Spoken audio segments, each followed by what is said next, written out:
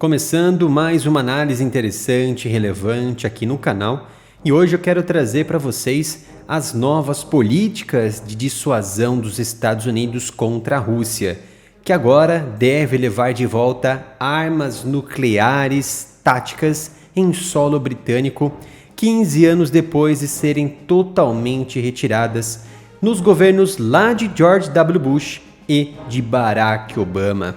Mas antes, peço gentilmente, encarecidamente que se inscreva aqui no canal, ativem as notificações e também dê um joinha para ganharmos ainda mais relevância na comunidade geopolítica.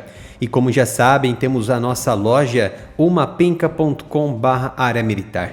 São mais de 70 itens exclusivos com estampas de alta qualidade aqui no canal. Temos da Rússia, da Ucrânia, dos Estados Unidos, temos do Brasil, temos aeronaves, temos, estampas e temas para todos os gostos e também tipos aí de figuras e de estampas de armamentos. Temos produtos, diversos itens aqui no site, na loja umapenca.com/área militar. Você comprando um item vai estar ajudando em muito o nosso canal no nosso crescimento, tá? Então vamos para realmente o que interessa, para o que é importante e relevante discutirmos neste momento, que é sobre essa situação da transferência de ogivas nucleares dos Estados Unidos para o Reino Unido. O mais interessante disso tudo que essas informações vieram de documentos secretos que foram expostos, mostrando novos contratos de aquisição para a construção de uma base aérea dos Estados Unidos, novamente na base já conhecida dos americanos lá na Inglaterra, na base de Lancaster, em Suffolk, na Inglaterra, que fica mais ou menos 100 a 112 quilômetros de distância da capital Londres. No entanto, com base nos relatórios do próprio Departamento de Defesa, do Pentágono, os Estados Unidos não devem somente criar a base, tá? Deve também transferir suas ogivas nucleares táticas com capacidade mais limitada. É uma ogiva que se destaca pela sua natureza de modulação. Os americanos podem modular a sua capacidade, o seu poder de efetividade, que pode ser até 3 vezes mais forte do que a bomba que destruiu a região de Hiroshima em 1945 lá no Japão. E diferente, ou seja, da bomba aí lançada lá no Japão, diferente dela, que tinha 15 quilotons, estas bombas, essas ogivas americanas que devem ser implantadas na Inglaterra, pode ter ali entre 45 a 50 quilotons de potência, de poder de dissuasão também, tá? Mas por que realmente isso está acontecendo neste momento, tá?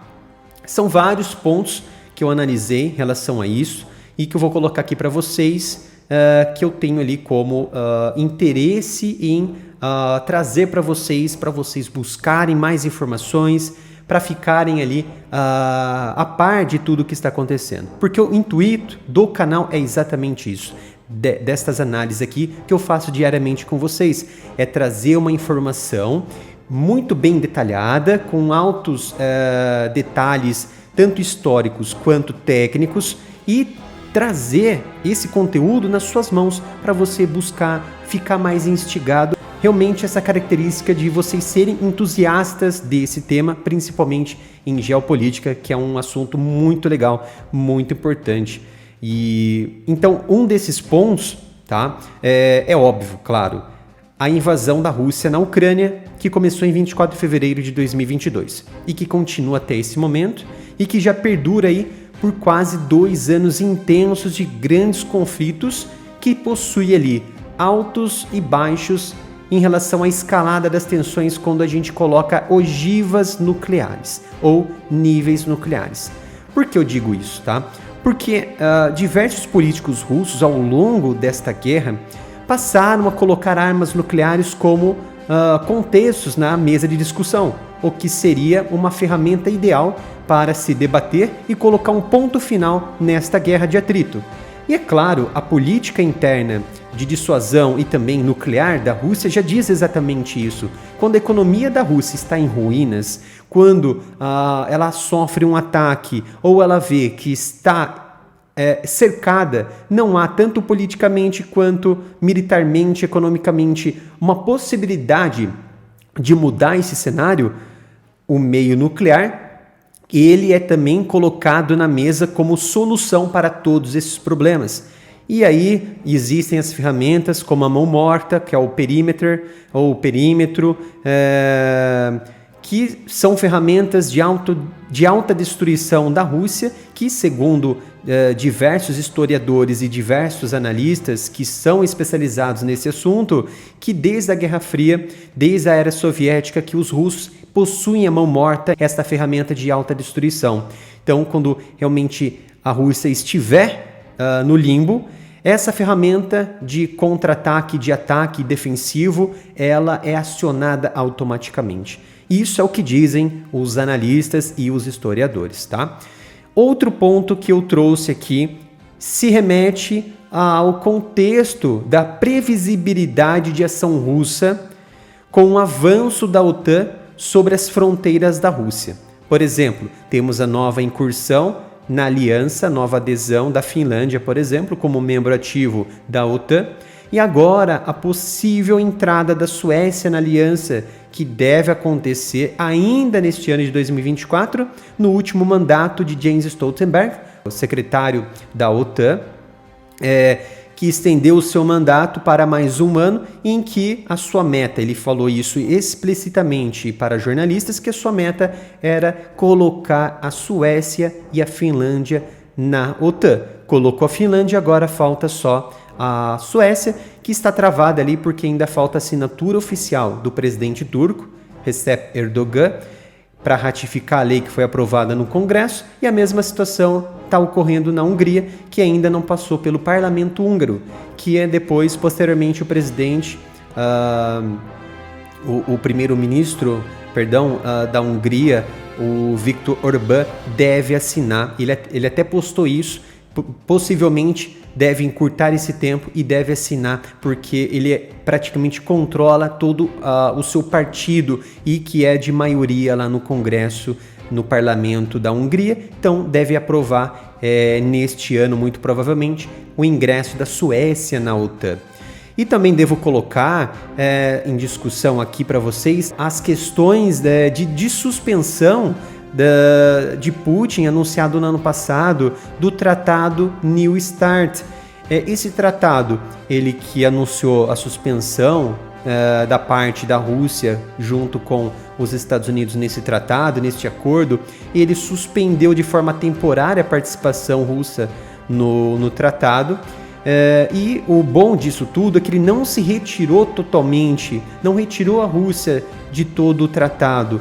E isso nos traz um pouco de conforto, porque ainda o tratado ele está em vigor, porém está suspenso temporariamente, mas que pode ser retomado a qualquer momento. Então, ainda ele está em pé, e isso é muito bom para o futuro da humanidade, no quesito de segurança nuclear.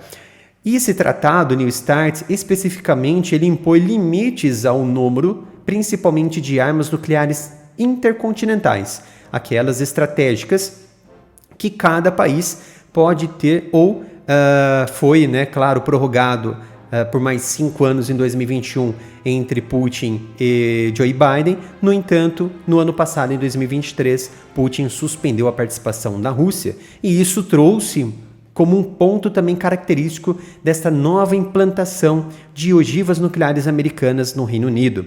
Outro ponto que eu estou trazendo aqui como avaliação, que muito provavelmente está dentro desse contexto. Esse reflexo dessa mudança abrupta americana está no contexto de enfraquecimento da estratégia de dissuasão nuclear dos Estados Unidos e também da OTAN, que começou ali em 2005, foi se arrastando até 2008, com a saída ali dessas armas nucleares táticas de pontos característicos, principalmente do Reino Unido, a partir de 2008, no governo de Barack Obama, mas também no governo de George W. Bush, ele reduziu exponencialmente a presença de armas táticas americanas em ogivas de vários tipos e também um pouco antes do governo de George W. Bush, tivemos a retirada de silos nucleares americanos.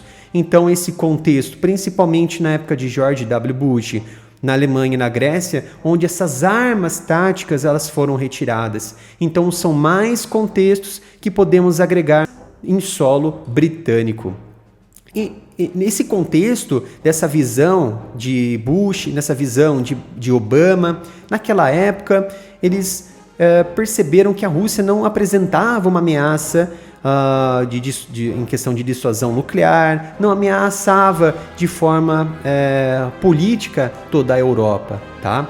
Mas tudo mudou com uma Rússia cada vez mais resistente e aliada ainda mais de nações que eram consideradas o eixo do mal. Por exemplo, o Irã, a Coreia do Norte e agora, posso citar, com total envergadura, a China, que se aliou novamente à Rússia, nesse contexto de fomentar a economia de guerra de Moscou para manter sua guerra em curso na Ucrânia e também se preparar para uma guerra no futuro, fazendo o quê? Elegendo pontos característicos para uma formação de uma aliança bélica entre as partes. Então, na época que ocorreu toda essa desescalada da dissuasão nuclear americana, retirando as armas na Europa, os Estados Unidos observavam, sim, uma Rússia sem força, com baixo poder de dissuasão militar, principalmente nuclear, e também a baixa efetividade de suas forças armadas. No entanto, Putin, que governa há anos, mudou tudo isso, tá? Putin está há décadas no poder, mudou todo esse cenário de fraqueza, de mostrar, quando você olhava para a Rússia, a Rússia ela tem um poder militar mais fraco, ela está em decadência depois que saiu da União Soviética em 91, quando a União Soviética ela foi destruída, né? Então a Rússia ela se tornou uma nação aquém. Não se tornou uma nação aquém. Ela se tornou uma nação que estava com uma instabilidade de segurança política e também militar que estava desorganizada. Mas com a liderança de Vladimir Putin, tudo mudou. Especialmente, Putin deu ali aquela observação, deu aquele carinho na armada da Rússia, ou seja, na marinha da Rússia. Porque era uma força preferida de Vladimir Putin. Isso remete à época do seu pai que serviu na Marinha Soviética, principalmente na frota de submarinos, antes de ser ferido quando foi transferido para o Exército Vermelho. Então foi no governo de Putin que as forças armadas do país ganharam maior notoriedade, ganharam diversos programas de reaparelhamento com o atual cenário político e também mundial bélico. Em 2018, mostrou o auge desse programa de modernização de Putin com novas armas, principalmente quando Putin ele anunciou aquele surpreendente desenvolvimento de armas praticamente imparáveis, praticamente imbatíveis, como os sistemas hipersônicos, Kinzhal, a Vanguard ou a Vanguard, e também o super míssil balístico intercontinental SATA-2, que pode também trazer a possibilidade de entregar veículos deslizantes, veículos planadores com potência ali hipersônica, tá? Então os americanos, eles já possuem armas nucleares táticas espalhadas pela Europa, mas observando todos esses pontos que eu citei aqui, e também com uma Rússia cada vez mais forte e cada vez mais aliada do que antes era o eixo, né? O eixo do mal. Quando Bush até mesmo citou esse eixo do mal, os americanos precisaram, nesse momento, incluir mais dissuasão em toda a Europa. E a OTAN hoje tem bases em toda a Europa com armas táticas. Por exemplo, os Estados Unidos possuem suas bombas nucleares táticas na Itália, na Turquia, na Alemanha, na Bélgica e na Holanda.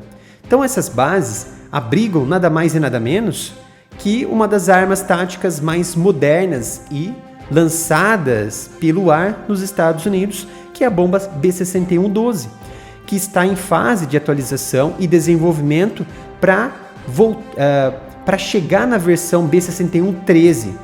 Por quê? Diferente da B-6112, essa nova conformação de bomba tática, bomba nuclear tática, na versão 13, ela deve entregar mais capacidade, principalmente contra instalações mais reforçadas, que servem de abrigos subterrâneos para comandos, para comandantes de alto valor e principalmente alvos com defesas ainda maiores, porque ela tem uma capacidade de engajamento muito grande. Por isso que ela é uma arma muito querida e por isso que muitos devem perguntar: nossa, mas em momento em que o mundo ele possui diversas defesas antiaéreas, possui ali sistemas hipersônicos, como que vai lançar uma bomba burra, ou seja, uma bomba de gravidade como a bomba B-61, 13 ou 12? Por conta exatamente da sua especificidade, que eu vou citar mais à frente, e por conta dessa capacidade de engajar alvos de alto valor e alvos realmente com muitos reforços, tá? Então, pela longa cooperação entre essas duas partes, duas potências, Reino Unido e Estados Unidos, eu acredito pessoalmente que os americanos devem entregar e operacionalizar muito antes a bomba B-61 13 para o Reino Unido. Mas, se eu estiver errado, é claro, as mais atuais B-61 12, que realmente está muito bem, obrigado, com sua grande capacidade de atingir alvos e engajar alvos, tá? Então, diferente de todas as bombas de gravidade ou as bombas burras dos Estados Unidos, particularmente realmente a versão B-61 12 e também a 13, que está em desenvolvimento pleno, possui os sistemas de orientação GPS e também essas bombas podem ser guiadas por laser. Então, bem como também possuem sensores, e esses sensores, quando está chegando próximo do alvo, os militares possuem duas opções: ou eles ativam antes de chegar no alvo, principalmente no solo, na superfície, ou quando ocorreu o impacto. Isso vai depender, é claro, dos objetivos, os objetivos claros do ataque. Por exemplo, seja alvos de superfície ou alvos que estejam ali escondidos lá no fundo da terra. Aqueles, principalmente, bunkers de comando e controle, onde que é necessário uma bomba de alta capacidade para engajar e para destruir esses abrigos, tá? Então, qual que é a diferença de uma B-61 12 e B-61 13? É que a bomba ela pode ser controlada em sua potência. O interessante dessa bomba, diferente de todas as outras que os Estados Unidos já criaram, é que existe uma possibilidade dos militares controlarem essa bomba, o seu poder de ação. Por exemplo, existe um sistema chamado de Sistema de Monitoramento de Controle de Armas, onde esse operador, o militar, ele vai controlar a potência que essa bomba vai cair sobre o alvo. Ele pode engajar ela e colocar nos seus dados, no seu sistema, uma potência de 0,3 quilotons, de 5 quilotons, 10 ou até mesmo de 50 quilotons, que dá ali em média 3 vezes a potência da bomba que caiu em Hiroshima. E olha que interessante também, o B-61 12 ou B-61 13 pode ser ainda lançado pelos caças F-15, pelos caças F-16, F-35, os furtivos, e também o B-2 Spirit, que também é um furtivo e que também é um bombardeiro pesado que vai ser substituído pelo B-21 Raider, que é realmente uma aeronave incrível, de alta tecnologia. Realmente falam que já é uma aeronave alienígena. Realmente ela é bem assustadora. Só que nesses casos, olha que interessante, os britânicos não serão os coordenadores e os executores desses ataques, por exemplo. A base ela é exclusiva realmente dos Estados Unidos. Então, se eles tiverem alguma operação que é necessária o uso dessas bombas B-61, são os americanos que vão utilizar, por exemplo, ou o caça F-35, ou B-2 ou B-21 para fazer a sua missão de lançamento do B-61 e até os seus alvos. E os britânicos, o Reino Unido, vai oferecer condições com caças britânicos, seja o F-35, que eu acho que é o melhor desse cenário, porque se você vai fazer um ataque furtivo, você deve ter um apoio de aeronaves também furtivas para defender em missões, né? Esse bombardeiro ele que vai fazer o ataque certeiro contra o alvo. Então você precisa proteger essa aeronave. Então um caça, vários caças, um esquadrão ali de F-35 britânico deve proteger o bombardeiro americano. Então essa é a necessidade e é um dos motivos ali que os Estados Unidos querem implantar mais 2 esquadrões de caças F-35 para os britânicos, o que vai dar em média de 50 aeronaves F-35. E a gente está quase aí diariamente analisando todo esse andamento dessa crise política e militar que está acontecendo na Europa, e a cada dia são fatores novos que ocorrem. E a escalada que esta crise está levando nesse momento, que é muito parecido com o que aconteceu lá na década de 60, onde realmente quase houve ali uma guerra de fato nuclear em 1962 entre Estados Unidos e União Soviética. Aí, para finalizar, aí vocês me perguntam, né? Naquela época, havia realmente um número enorme de bombas nucleares, armas nucleares, mais aí de 40 mil bombas nucleares, ogivas nucleares. Seria muito pior que hoje, naquela época, tinha muitas bombas. Então, se acontecesse, realmente naquela época seria muito pior do que hoje. Tínhamos, sim, muitas armas naquela época, mas poucas tecnologias de entrega e também de defesa aérea e principalmente de interceptores balísticos, tá?